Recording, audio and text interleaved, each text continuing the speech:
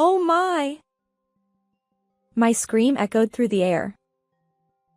Honestly, how many times do I have to say it? When the glass is empty, pour the beer right away.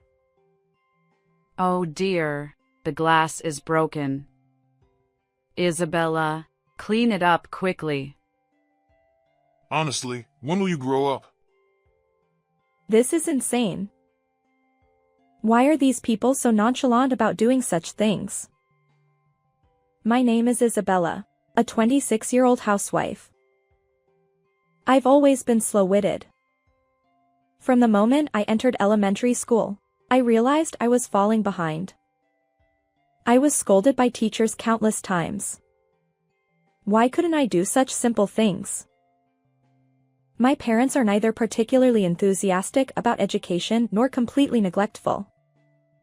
When my test scores were poor, they'd say, "Do better next time," and when it continued, they suggested, "How about going to a cram school?" I tried attending a cram school once, but the teacher's pace was too fast for me to keep up. Gradually, I became reluctant to go, and I started spending time at the park instead. However, I was soon caught when the cram school contacted my parents because I hadn't been showing up. I ended up quitting the cram school. That's when things started to go downhill for me. The moment I gave up, realizing that nothing could be done, everything became inconsequential, and I started hanging out with a bad crowd. Middle school was the worst time.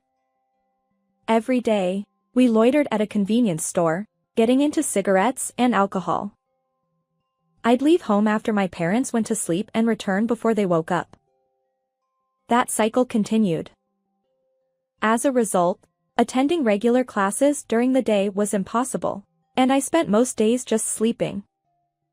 It was like going to school only for lunch. Later, I managed to get into a high school where you could enroll just by writing your name, but I had no motivation to study and dropped out.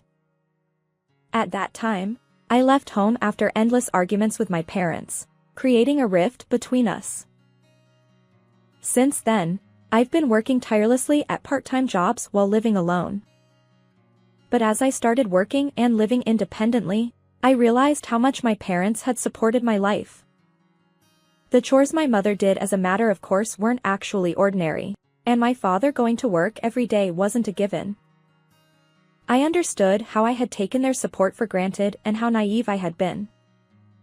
Still, back then, due to a mix of pride and embarrassment, I couldn't bring myself to visit my parents and apologize. After that, I resolved to live earnestly. In between my part-time jobs, I revisited the basics of compulsory education. 3 years later, I passed the GED exam and decided to take the evening courses at a university. Somehow, I managed to scrape by with the minimum passing score. I was overjoyed. Although it was a lower-ranked university, it's incredible that someone like me, who used to be foolish, could go to university. Feeling a bit embarrassed, I wrote a letter to my family, sharing only the news that I had been accepted to an evening university without revealing my address. From then on, I continued my life, working during the day and attending university at night. The evening university attracted a diverse crowd. There were men in suits who perhaps came after work, as well as older women who wanted to relearn. Interacting with these people allowed me to understand various perspectives, and I consider it a valuable experience. After graduating from university, I landed an office job at a small company. If my old friends saw me now, they'd surely be surprised. My life had changed significantly. And my life took another turn, a meeting with Michael. Michael was a senior colleague at the same company. He was the one who taught me the ropes when I joined. Eventually, he started inviting me out for meals, and our relationship naturally blossomed. 3 years later, he proposed, and we got married. He wanted me to focus on our home, so I decided to leave my job. I never dreamed that the rebellious girl I once was would end up leaving her job for marriage. When it came to informing my parents about the marriage, I could only do so through a letter. After all, we had parted ways in a heated argument back then, and I feared they might no longer care about me. Following our marriage, I ended up living with my in-laws in their home. My husband was the eldest son, and it was customary for the in-laws to live together. During the marriage introduction, I didn't have a negative impression of my in-laws, and there was a part of me that craved family love, so I agreed to cohabitate without much thought. Little did I know that this would mark the beginning of a living hell. I began experiencing severe mistreatment from my in-laws and husband. Isabella! Your cleaning is far too slow. Bathroom, toilet, weeding the garden. Do it more efficiently. Hey! I asked for tea. How long do I have to wait? Unbelievable! Hey, for breakfast, I prefer bread. I'll have yogurt. Mornings are for yogurt and fruit. My in-laws and husband were shamelessly demanding. Despite this, I clung to the strange notion that I needed their approval to be accepted by this family and in this house. So, I continued to be meek. Unfortunately, this only fueled their audacity even further. Isabella, give me a massage. Ah, excellent. I'll be next. Well then, after Dad, maybe I'll get one too. One person, 30 minutes each, for a total of an hour and a half of massages. And afterward, I brewed tea and served store-bought dessert to everyone, as if I were a housekeeper. I gradually began to suspect that I was being used for their convenience by my in-laws and husband. As a result, imperfections started creeping into the household chores I had previously executed flawlessly, and my in-laws and husband began blaming me for those shortcomings. Their tyranny escalated, and before I knew it, my in-laws and husband had turned into terrible manipulative individuals. Oh my! My scream echoed through the air. Honestly, how many times do I have to say it? When the glass is empty, pour the beer right away. He slammed the table as he spoke. The impact caused a glass to fall at my feet. Oh dear, the glass is broken. Isabella, clean it up quickly. Honestly, when will you grow up? This was madness. How could these people be so callous? I had reached my breaking point. I wanted to go home. But where? To my mom's place? Yet, I was afraid. Would they accept me? Still, I knew that remaining in this house would drive me mentally unstable, so I made up my mind and left. Where are you going? Leave her alone. She's been disowned by her parents, so this is the only place she has to go. Despite my husband's words, I ignored him and left my in-laws' home. And after approximately 10 years, I arrived in front of my parents' home. As I hesitated to press the intercom button, a voice came from behind. Isabella. It was my mother's voice. Mom. The moment I saw my mother, tears welled up uncontrollably. She was also crying, and she embraced me tightly. She welcomed me into the house, and there, I met my father after a long time. Holding back tears, he said, "Welcome back." I felt overjoyed.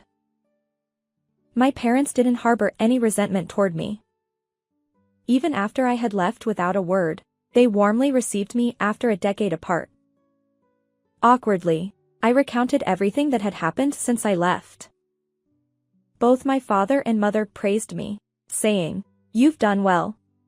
They were pleased with my letter updates as well. As for the matter with my in-laws and husband, They were furious on my behalf. They advised me to divorce that person without hesitation. A few hours later, I received a message from my husband. Where are you now? It's time to come back. I replied, I'm currently at my parents' house.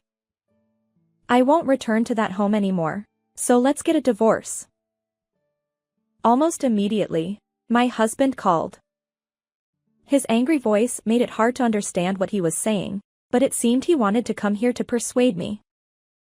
My parents suggested, it's a good opportunity to meet face to face, so we decided to invite my in-laws and husband over. When my in-laws arrived at my parents' home, they unleashed a torrent of insults fueled by anger. Back when I lived with them, I was somewhat fragile due to my longing for family love. However, now that I had reconciled with my own parents, that vulnerability had disappeared. Without succumbing to their verbal abuse, I firmly handed them the divorce papers, saying, "It's pointless no matter what you say. Please sign for the divorce." In the end, my husband reluctantly signed the papers, rolling his eyes. Finally, I was free from those nightmarish days. And in the blink of an eye, 5 years had passed since the divorce. It was a holiday, and I was relaxing at my parents' home as usual. Suddenly, the intercom buzzed. Who could it be on a Saturday morning? Since I was closest to the front door, I decided to answer. But then the intercom buzzed again. Hello? Oh, excuse me. Wait, what? When I opened the door, there stood my ex-husband and in-laws, the same people I had parted ways with 5 years ago. Why? How?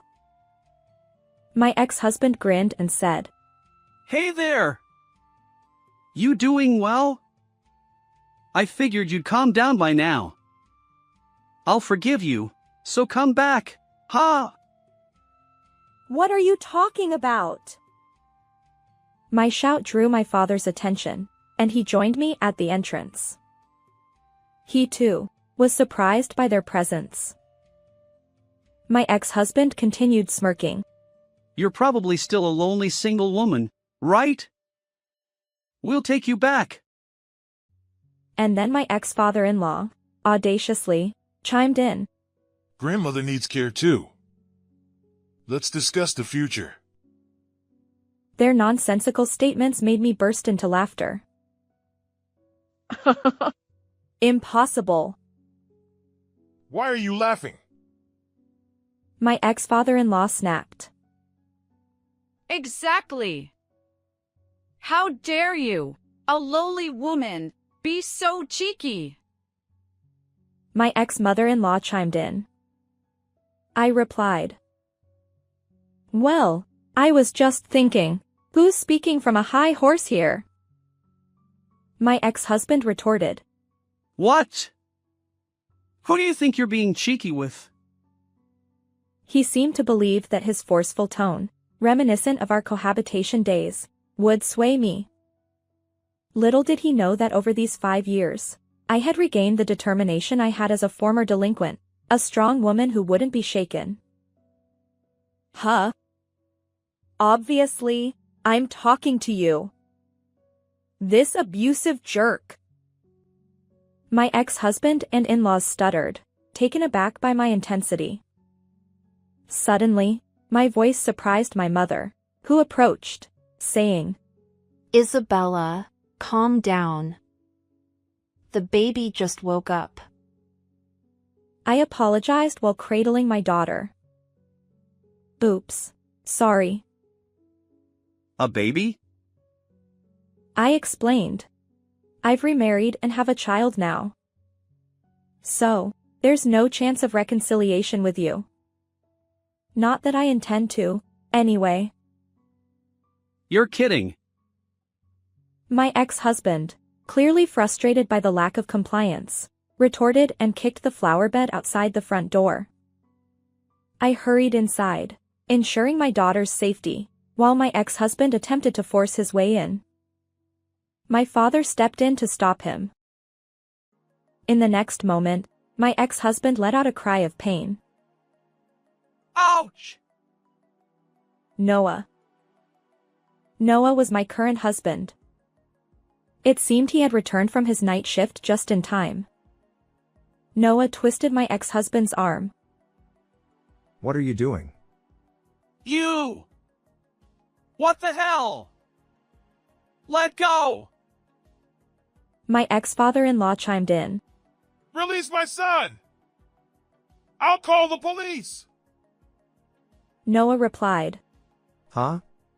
I am the police. Ah!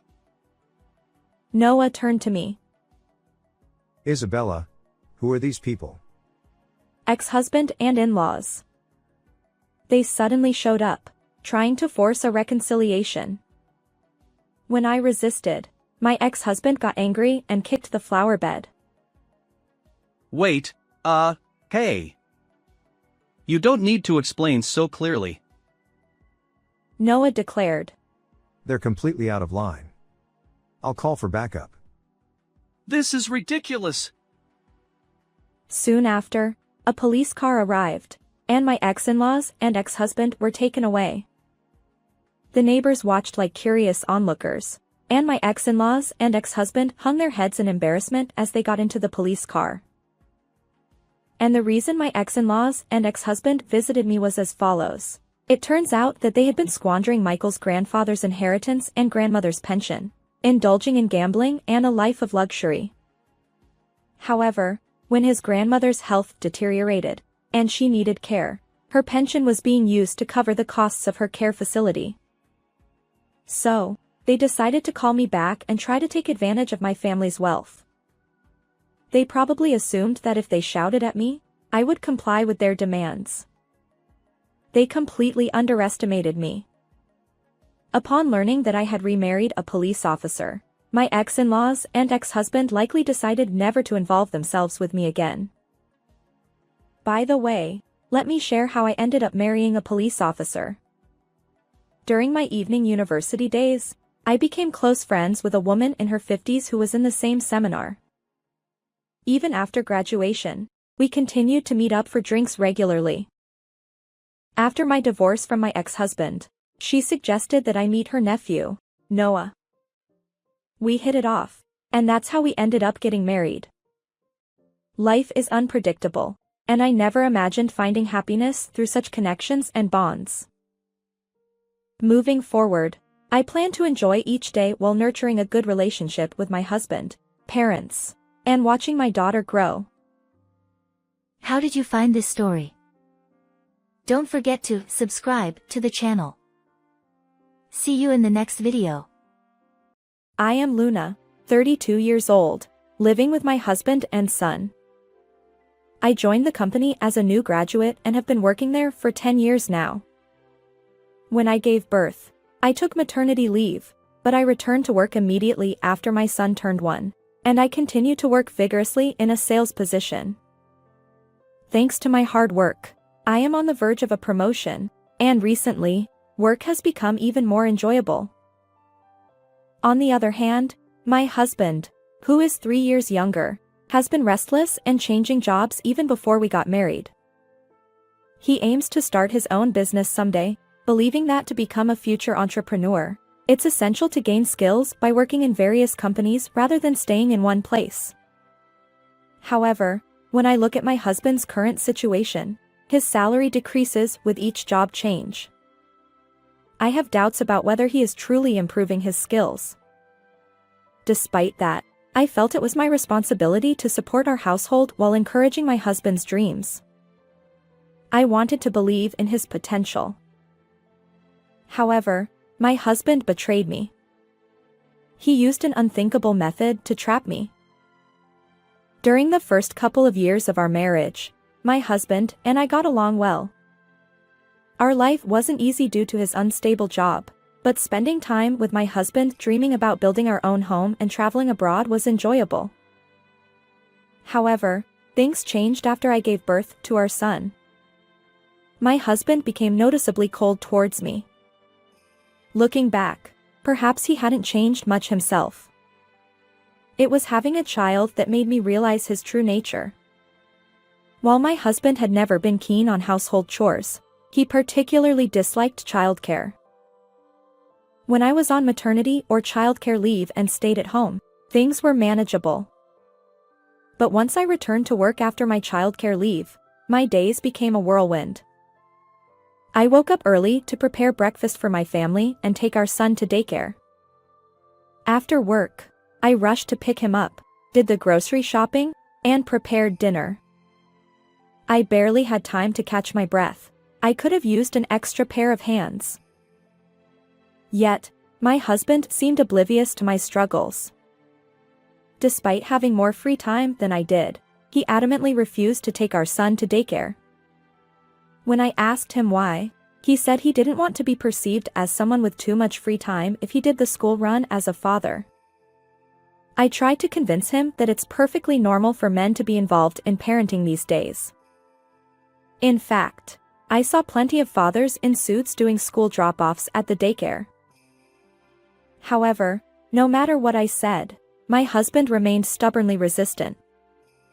Avoiding arguments, I eventually gave in. Balancing work, household chores, and childcare was tough for me, especially with early mornings and overtime at the office. But I persevered for the sake of our family. It would have been helpful if there were someone who could admonish my husband. Unfortunately, the only person he fears, my father-in-law, is currently away on a business trip. My father-in-law always praised me for balancing work and household chores, understanding the demands of my job. Even when my pregnancy was confirmed, he advised my husband, Take good care of Luna. However, shortly after our son was born, my father-in-law was transferred far away.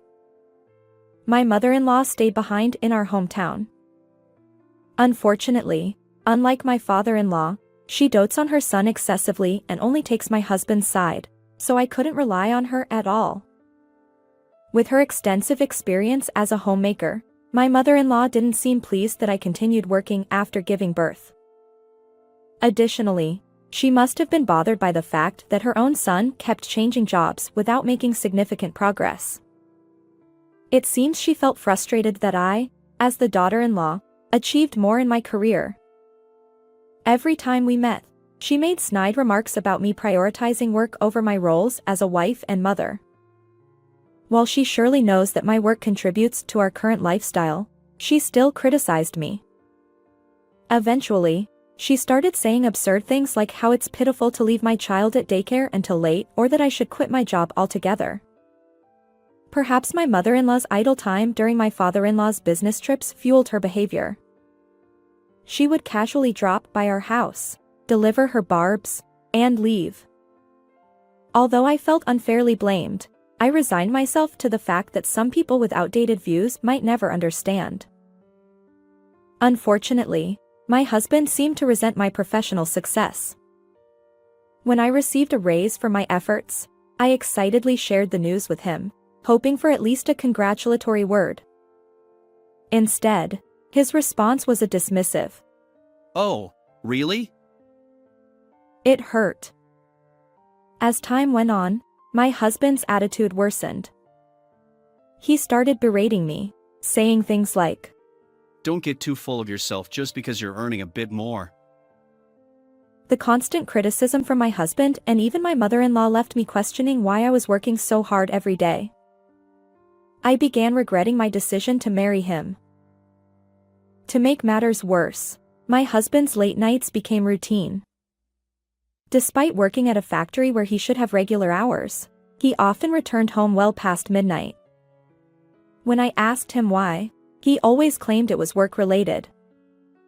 I didn't believe that could be true, but whenever I tried to inquire further, he'd become irritable.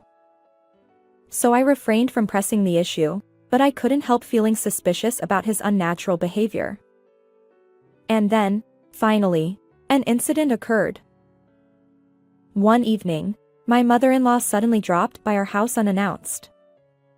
While her impromptu visits were nothing new, That particular day left me feeling utterly drained. You see, earlier in the day, there had been a daycare sports event, and I had worked late, waking up early to prepare lunch boxes. I was exhausted and had planned to go to bed early, especially since an important business meeting awaited me the next morning. My son, worn out from the sports event, had already dozed off in his bedroom after dinner. However, with my mother-in-law's arrival, I couldn't simply retire for the night. Determined, I dragged my tired body to the kitchen to prepare some tea. However, at that moment, my husband suddenly grabbed my arm tightly. Surprised, I looked at his face. You must be tired, so I'll take care of it. My husband rarely steps into the kitchen, so I was taken aback. Normally, he insists that I handle everything, cooking, cleaning, and more, no matter how exhausted I am from work. Perhaps he wanted to impress my mother-in-law. I thought it was probably just empty words, so I ignored him and headed back to the kitchen. But my husband wouldn't let go of my arm. This time, with a stern tone. Just sit down and rest. He forcibly seated me on the sofa. I felt trapped. If I allowed my husband to make tea for me, I knew my mother-in-law would have something to say. Surely, she'd criticize me for being a demanding wife. However, to my surprise, even my mother-in-law chimed in. Luna, it's okay to sit. She gently held me down and smiled. While I conversed with my mother-in-law, my husband went into the kitchen and started brewing tea. Something is amiss. There's no way both of them suddenly had a change of heart. What's going on today?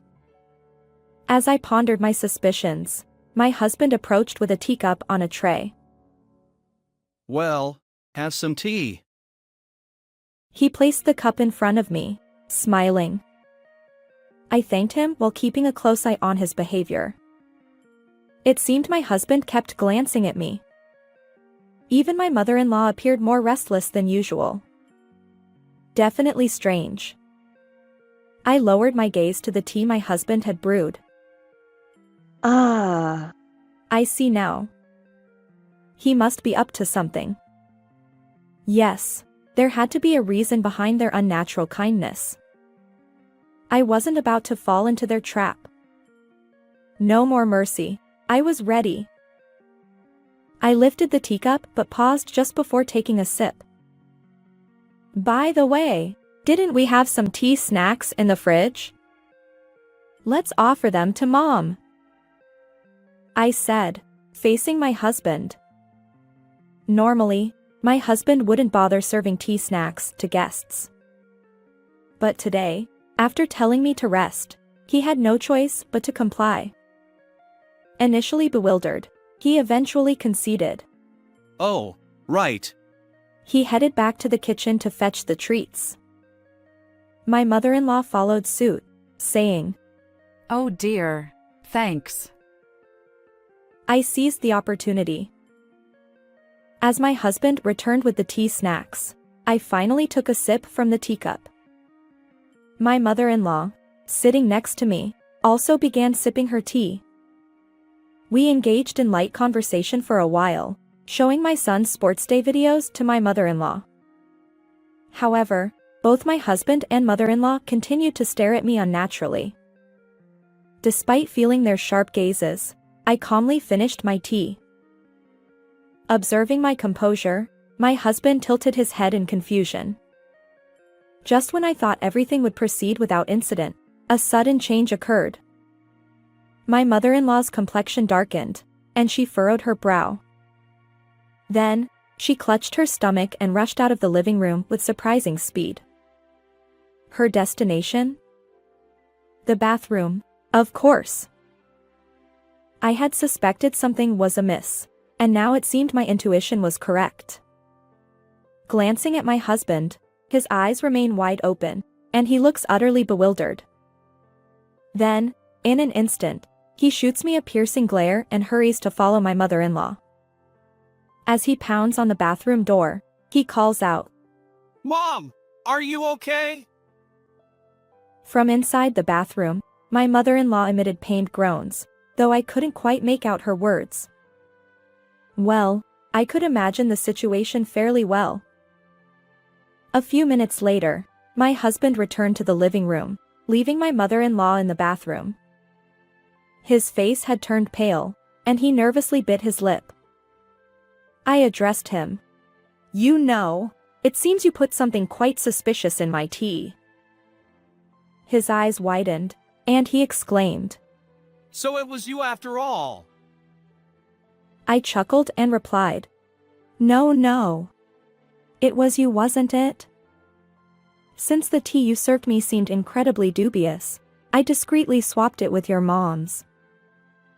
My husband spat out. You're a terrible wife. Suspecting me. I couldn't help but burst into laughter. Well, who's worse, really? I retorted. You probably spiked it with laxatives or something. The strange powder clinging to the rim and inside of the teacup gave it away. Indeed, there was a faint white powdery substance on the cup. If my husband were someone who regularly brewed tea, I might not have been suspicious. But he never did any household chores, and my mother-in-law believed it was only natural to boss me around. The fact that both of them went out of their way to make me rest was highly unlikely. So, I had been carefully observing my husband's actions and the tea he served. My husband's ill-conceived plot was exposed, and he confessed everything. However, the motive behind his attempt to spike my drink with a laxative was so trivial that it left me utterly bewildered. Apparently, upon learning that I had an important business meeting the next day, he conspired with my mother-in-law to sabotage my work. If their plan had succeeded, I would have either cancelled the meeting due to illness or found myself repeatedly rushing to the bathroom during negotiations with our client. Such a situation could have negatively impacted my professional reputation at the company. Yet, tampering with someone's beverage is undeniably a criminal act. Why would both my husband and mother-in-law go to such lengths to undermine me? I find their actions pitiable. After being completely exposed and defiant, my husband glared at me. If anything happens to Mom, I'll demand compensation. But I retorted. What are you talking about?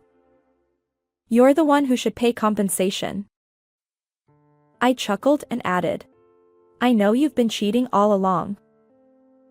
His expression froze in an instant. Despite having plenty of free time, he always claimed to be busy with work, returning home late. Even on his days off, he'd go out alone, leaving almost no time for family. When he was home, he'd be glued to his smartphone.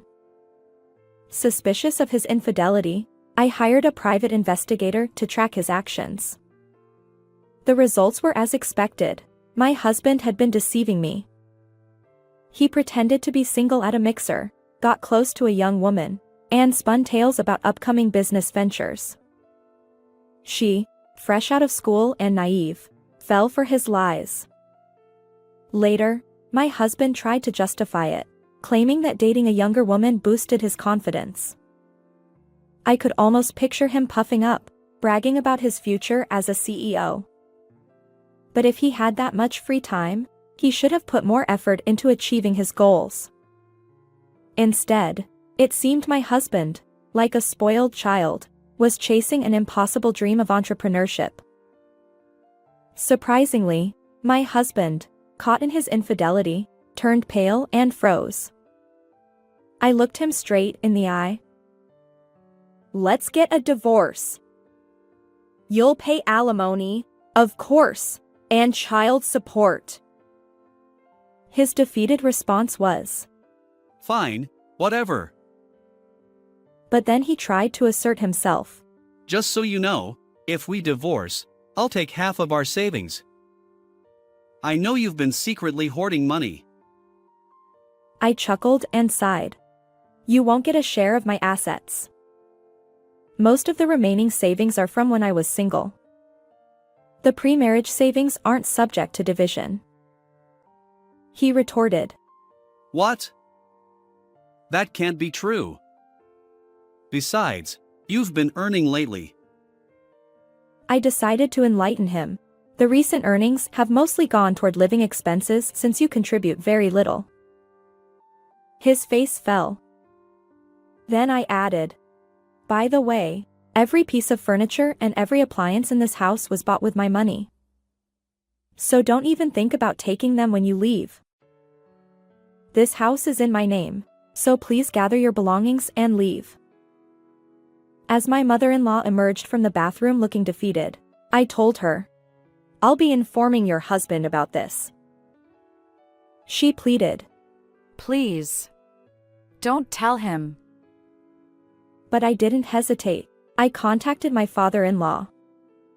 Naturally, he was furious, and my mother-in-law was handed a swift divorce. Afterward, realizing that he couldn't expect any share of the assets, my husband finally understood his predicament. Despite pleading with me, saying he didn't want to separate and that he couldn't live without me, his apologies now hold no sway over my feelings. I hired a lawyer, and the divorce with my husband was finalized successfully. I claimed substantial compensation for emotional distress and child support. Due to his low income, my husband couldn't pay the compensation in one lump sum, and he ended up burdened with significant debt. But the punishment meted out to him wasn't limited to that. Since I filed a police report about the laxative incident in my tea, both my husband and mother-in-law were convicted of assault. Although they received probation, they now share a criminal record. In the end, my husband was also rejected by his affair partner, and he works tirelessly day and night to repay his debts. Meanwhile, my mother-in-law, abandoned by my father-in-law, leads a miserable life in poverty. They tried to undermine me with baseless jealousy, but they reaped what they sowed. On the other hand, my recent business negotiation was a great success, and I was promoted to lead the sales team. I moved out of the apartment I shared with my husband and rented a new condominium. Now, my son and I live happily together. Although my first marriage ended in failure, I'll continue working diligently and ensure my happiness. Farewell, everyone. How did you find this story? Please consider subscribing to the channel. Until next time, take care.